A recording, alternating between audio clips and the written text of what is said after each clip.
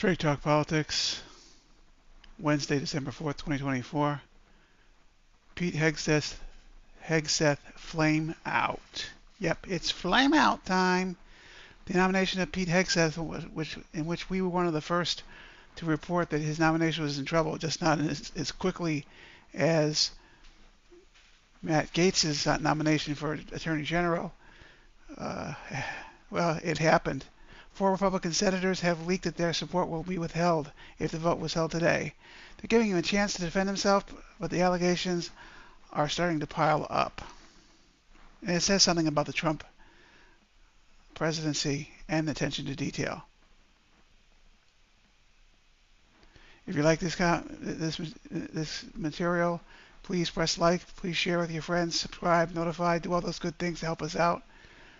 Let's get the word out, and let's build ourselves a media powerhouse that tells the truth and talks straight to power and talks straight to Democrats, Republicans, and anybody in government. Just remember, they work for you, America. They don't work for themselves, although they often do work for themselves. 4 senators leaked their support would be withheld. That's a mathematical issue. The Republicans had 53 votes in the Senate, assuming all Democrats and independents vote against their nominations. They need to not lose 4 votes. And this is a sign that the nomination of Pete Hegseth, age 44, Fox News weekend host, military combat veteran, is on life support. There are allegations of alcohol abuse, mistreatment of women, and even an attack email from his mother. That's pretty low to publish an email from his mother. His mother was quoted as saying she wrote an email out of anger to him, and she didn't mean it. And he was asked about what he thought about his mother's email, and his response today was what most of us would say, even if our mothers aren't the easiest people to be around. I love my mother. He gets a point from me on that one. But the allegations of alcohol abuse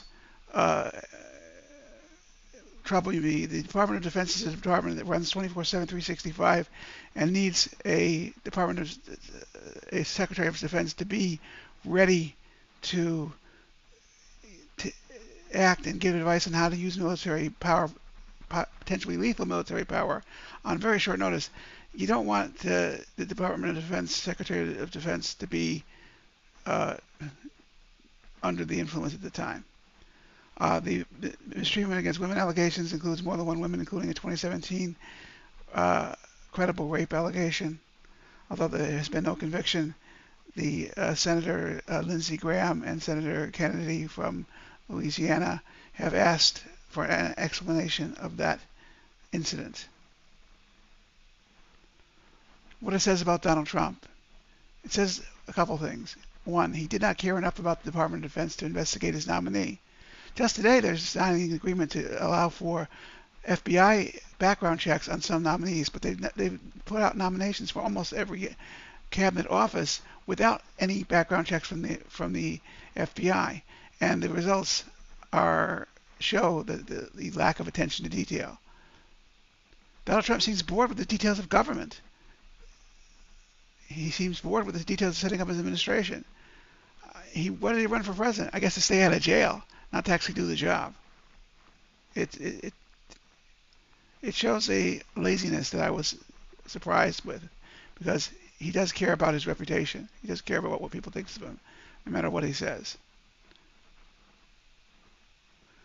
New nominee has been floated. DeSantis, Florida governor. Would he be better for the Department of Defense? Well, he certainly has more executive experience than a Fox News host. And I believe he has a military record as well. I'll have to check on that. The bottom line is Florida is a large state government, and it has a large bureaucracy, although some portions of government have been underfunded to the point where it takes 8 hours to do a updated unemployment claim just to prove you have a Florida driver's license. That's personal experience. DeSantis has already leaked that he will throw out all woke policies and persons out of the military. Morale of the military may suffer. The military under Joe Biden was in a area where people's personal lives, if they didn't impact the job, were not dragged into it. There was the policy of not discrimination against transsexuals, homosexuals, and the lot was pretty thorough and pretty widely praised, catching up with the policies of such countries as Israel or most countries in Western Europe and the NATO alliance. Throwing out these policies is going to hurt morale, almost certainly.